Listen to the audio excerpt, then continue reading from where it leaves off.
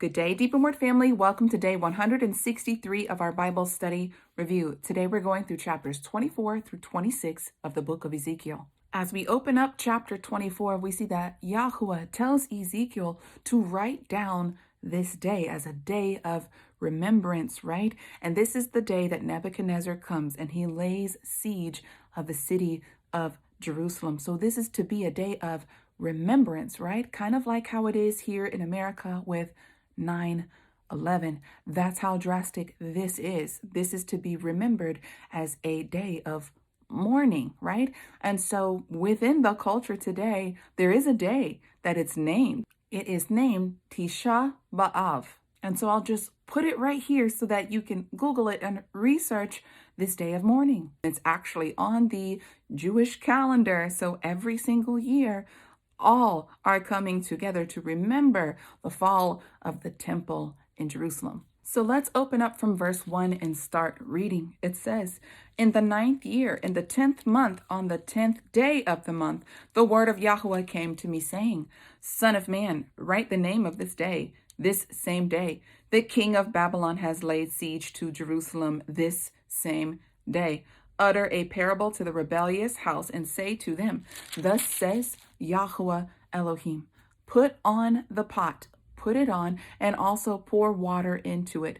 Gather the pieces into it, even every good piece, the thigh and the shoulder. Fill it with the choice bones. Take the choicest of the flock and also pile the bones under it. Make it boil well. Also seethe its bones in it." And so in the next two portions, we're going to see two woes, and it breaks down this pot and the meat and the bones, and I will get there. So Jerusalem is the cooking pot, and the people are the meat, and their bones supply the fire. All right, so we're going to go through the two woes and just break down some of the very intricate details of what the Father is telling Ezekiel to prophesy. Let's start in verse 6 with the first woe. It says, "Therefore, thus says Yahweh Elohim, woe to the bloody city, to the pot whose rust is in it." Now, rust represents corrosion and corruption. So he's saying the people are like rust. They are corrupt and they are corroded. And he's saying, throw them in the pot, right? Because they're no good. And he says, and whose rust has not gone out of it, right? Take out piece by piece without choosing, right? And so this represents the fact that all of Judah, right? The Judeans who were considered Judah, Benjamin, the Levites, and then a few who trickled down from the northern tribes who came to dwell in the southern kingdom, right? These are the people, the chosen ones, right? And they don't believe that Yah would ever allow them to be taken away or chastised, in such a manner. They believed, since they were the people of Yah, the chosen ones, that they were somehow invincible from his judgments, right? And so it says right here, "For her blood is in her midst. She is set on the bare rock. She did not pour it out on the ground to cover it with dust, that it may cause fury to come up to take vengeance. I have set her blood on the bare rock, that it may not be covered." There's so much to uncover in that section right there. He says her blood is in her midst, right? So the people were guilty of shedding innocent blood. So now they had blood guilt on their hands. Now, if we go back to Genesis chapter 4, verse 10, we will see what blood guilt does. I just want to read it for a moment. Now, this is after Cain murdered his brother Abel. And right here in verse 10, it says, "And then he said, What have you done? The voice of your brother's blood is crying out to me from the ground." The life is in the blood. So if it's not in the body and it's poured out, right, it's telling the maker that the life, right, the blood is not in the body. The blood is on the ground, and the ground testifies murder has been done, right? So heaven and earth are witnessing to the Creator that foul play has happened. And so this has happened on a massive scale in Jerusalem. Her blood is in her midst. And now Yahweh is coming to judge those who have blood guilt on their hands. So now when we come back to Ezekiel 24, we have context. Now we understand there's so much blood guilt on the inhabitants of the land. Kings have spilt blood, right? And for unrighteous gain. Priests, prophets, all of them, they are guilty of innocent bloodshed, right? And so now their blood will be spilled upon the ground. Now, if you remember in the Mosaic law, it's eye for an eye, life for life, right? So we're going to see that this is actually starting to take place. The judgment is catching up to them. And now the part where he says their blood is poured out and it won't be covered with the dust means that they will not have a proper burial. Even with the animal sacrifice, Yahuwah told the priests that they should pour out the blood and then cover it with dust, right? To respect the life that has been spilled over, to cover their own, right? There is a respect for the dead, right? And he's saying, you won't have any proper burial. Matter of a fact, your bones will be used to fuel this fire of this pot of this meat cooking. Let's continue reading with the second woe right here in verse 9. It says, therefore, thus says Yahuwah Elohim, woe to the bloody city. I will also make the pile great, heap on the wood, kindle the fire, boil the flesh, and spice it well, and let the bones be burned.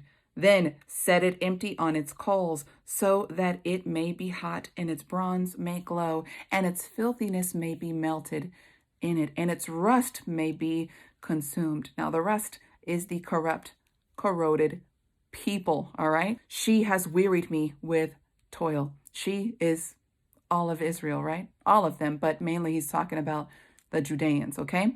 And he says, and her great rust has not gone from her, right? The sacrificial system, the priesthood, all of that was meant to cleanse them. These were purification rituals to cleanse them from their sins. And he says, let her rust be in the fire, right? He's like, burn it all away, all right?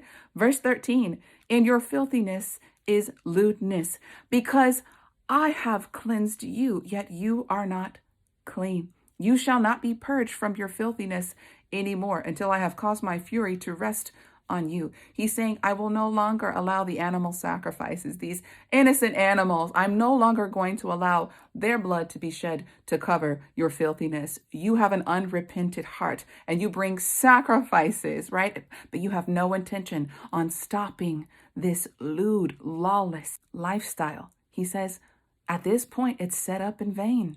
He says, I will no longer cover your sin. It's time to pay the piper. You're going to pay for all of your sins. This portion ends as such in verse 14.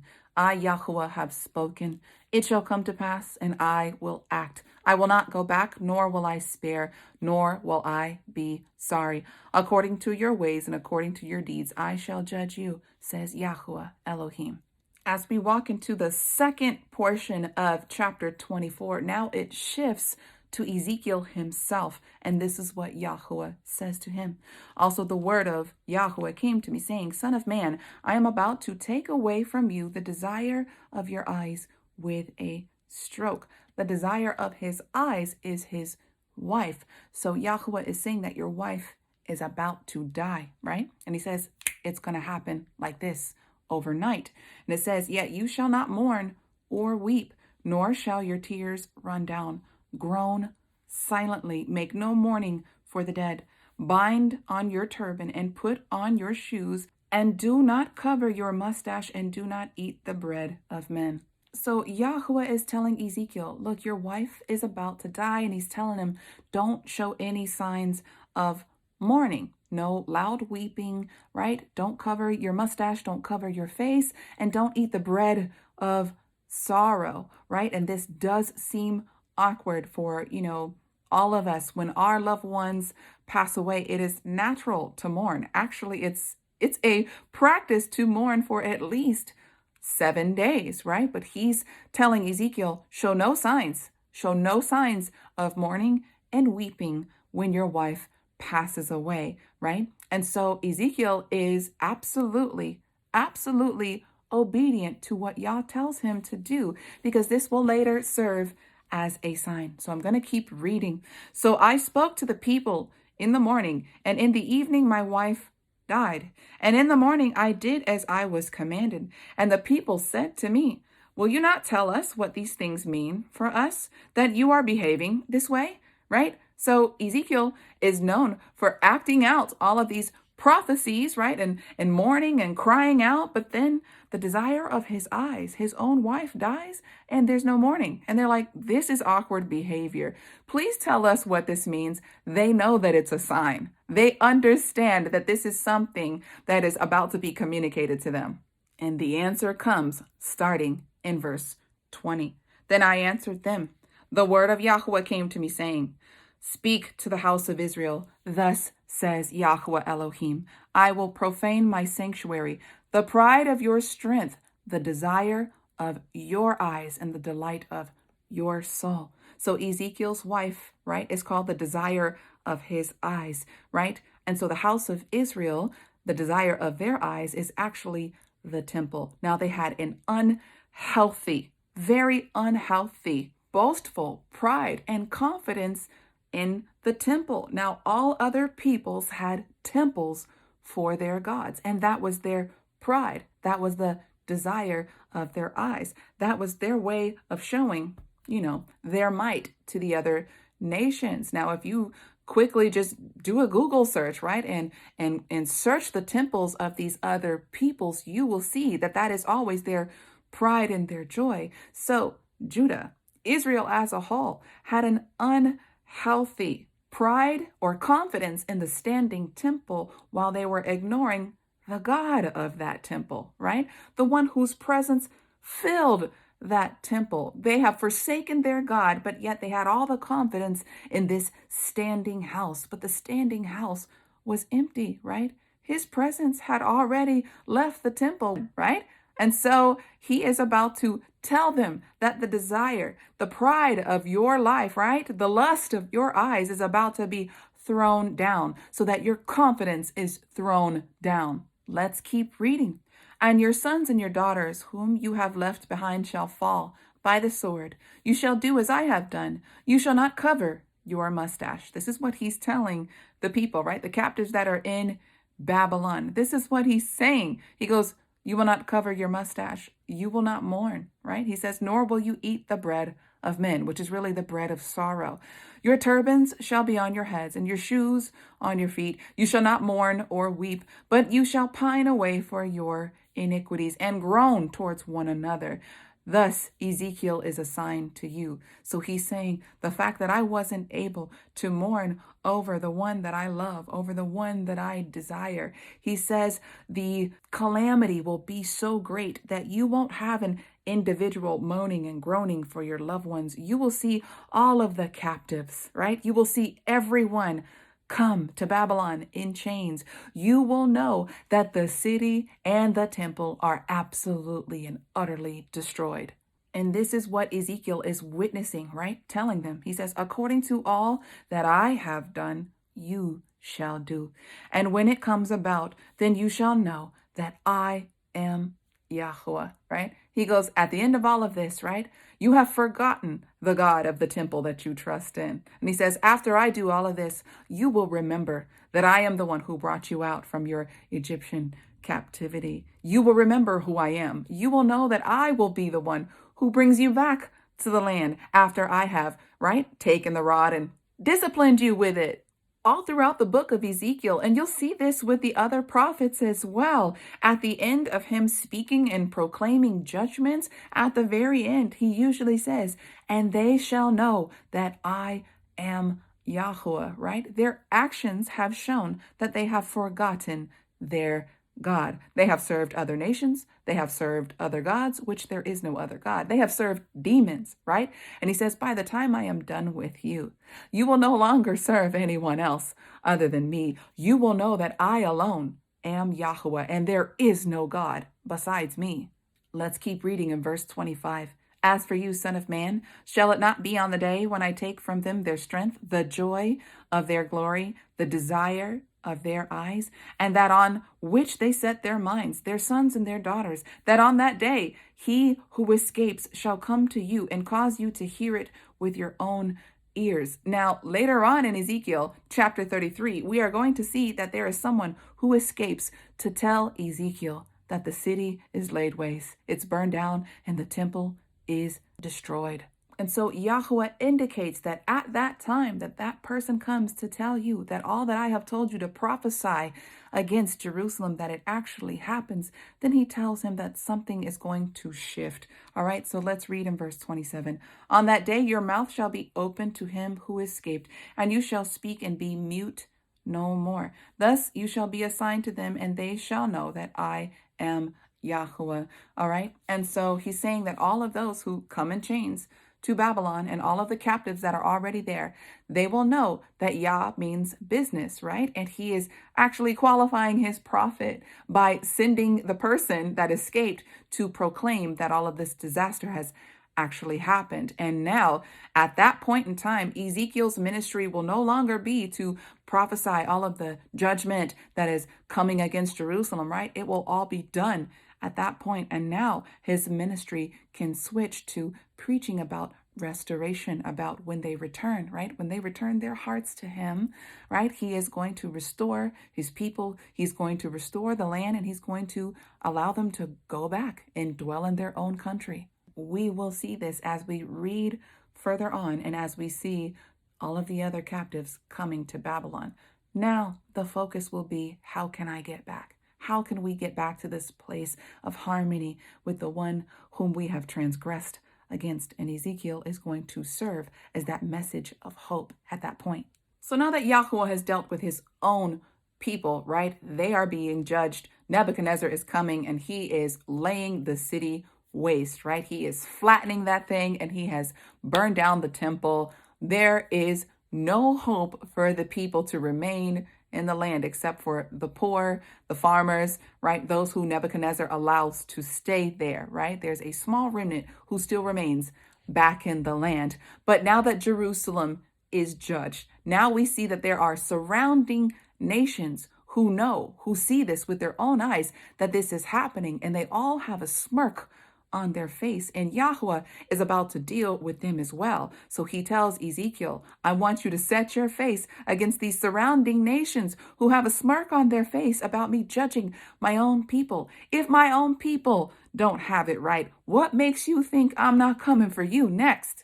That's something that the children of Elohim need to understand, that the judgment falls on those who are in covenant with him first. We know him, right? We know him because we're in covenant with him. So if we are not practicing righteousness, if we are falling away, we are destroying, right? And profaning his name in the earth, right? If we are not testifying, witnessing properly of who he is through our lives, right? Then what chance do the outsiders have of getting it right? There has to be a proper witness. There has to be a true light in the earth concerning him, representing his kingdom. Has to be.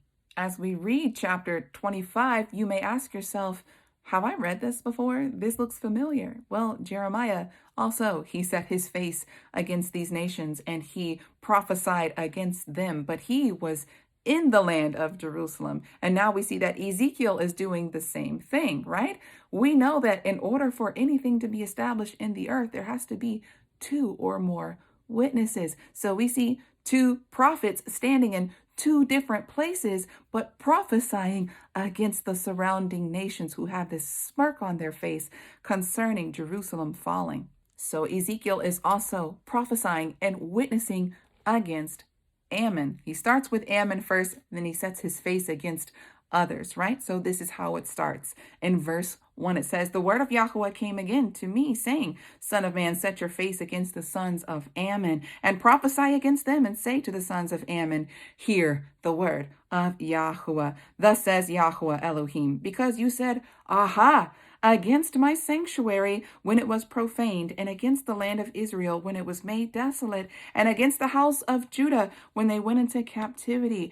Therefore I will deliver you to the men of the east for a possession, and they shall set camps among you and make their dwellings among you, right? And if you read the rest of it, he says, look, they're going to take your food. They're going to starve you out. They're going to do the same thing to you as they did to my own people. How dare you set your face against my temple and my people and laugh as if the same judgment isn't coming for you? And at the end of this prophecy of destruction over Ammon. The same thing he says to Israel. And you shall know that I am Yahweh. He says the same thing to the sons of Ammon. And you shall know that I alone am Yahweh. He's declaring, you shall know that there is no other God but me.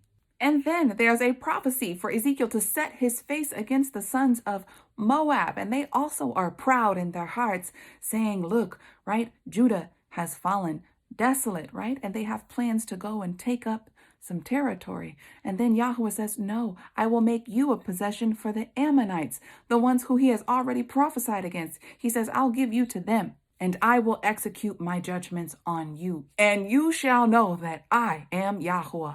Then there's the prophecy against Edom, who are the descendants of Esau, Jacob's twin brother, right? So Edom was actually helping Nebuchadnezzar, right, through passage to get to Judah, right? And they were also smirking his own brother, right? His own brother.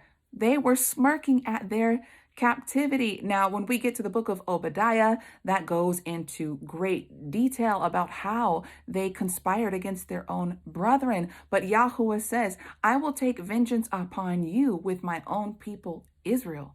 Chapter 25 ends with a prophecy against the Philistines, and this is what Yahweh says.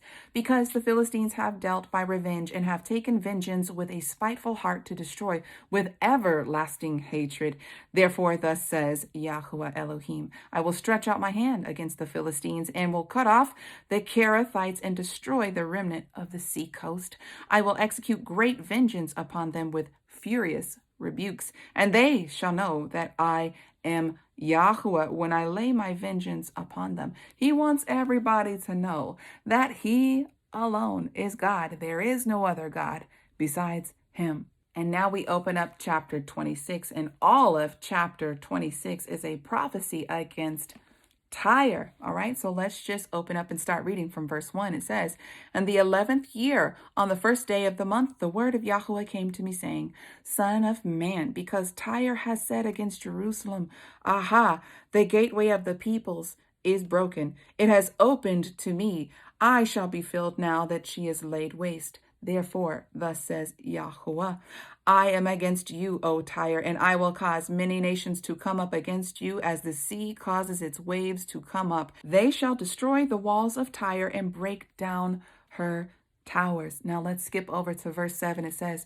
For thus says Yahweh Elohim, from the north I will bring upon Tyre Nebuchadnezzar, king of Babylon, a king of kings with horses and with chariots and with cavalry and great army. He shall slay your daughters in the mainland with the sword, and he shall set up siege walls against you, and cast up a mound against you, and lift up the roof of shields against you. Let's go down to verse 12. He says, They shall make a spoil of your riches and a prey of your merchandise, and they shall break down your walls and destroy your pleasant houses, and they shall lay your stones and your timber and your dust in the midst of the water. I will cause the noise of your songs to cease. Tyre was a proud city of the Phoenicians, right? It was a port which ships came into, right? And they were just positioned perfectly, all right? Perfectly. And so they were made rich because of the riches of other nations. And what Yahweh is saying, he says, I will take away all of the riches in which you boast yourself, right? In which you make yourself proud. He says, I will strip you of all of your riches, and I will cause the same one who came against my people to come against you. Let's keep reading verse 16. Then all of the officials of the sea shall come up from their thrones and lay away their robes and take off their embroidered garments, and they shall clothe themselves with trembling. They shall sit on the ground and tremble every moment and be astonished at you. They shall take up a lamentation over you. And now let's go down to verse 19. It says, For thus says Yahweh Elohim, when I make you a desolate city, like the cities that are not inhabited, when I bring up the deep upon you, and the great waters shall cover you, then I shall bring you down with those who descend into the pit, to the people of old, and make you dwell in the lower parts of the earth, in places desolate of old, and those who go down to the pit, so that you will not be inhabited. But I shall set glory in the land of the living. I will bring terrors on you, and you shall be no more. Though you will be sought, you shall never be found again, says Yahweh. So, all in all of these chapters are about judgments for his people, the house, and the rest of the world, right? We know that is true. That's the same pattern with us. Before the end all be all, our Heavenly Father is going to chasten his own children first to get them in line and get them in order, right? And then he is going to judge the rest of the world. But judgment falls on the house first. Deep and More family, that's all that I have for you today. Until tomorrow, Yah bless.